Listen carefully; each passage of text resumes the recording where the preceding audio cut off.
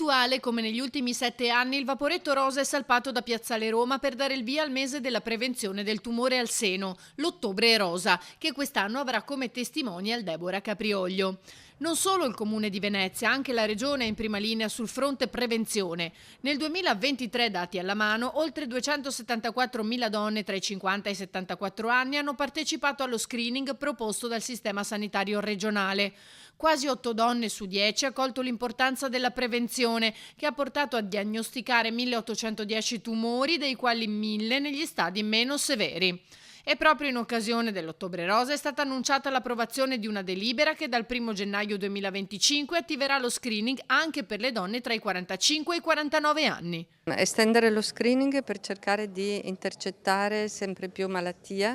intercettare soprattutto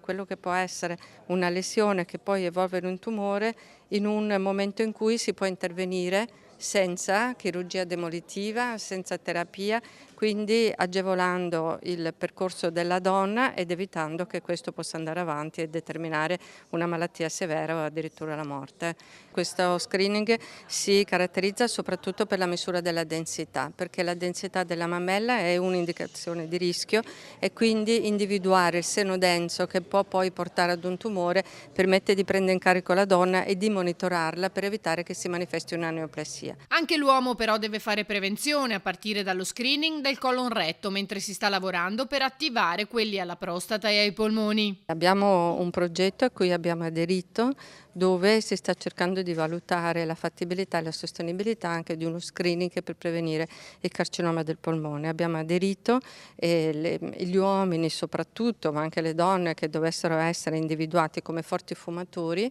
vengono inviati allo IOV dove viene praticamente fatta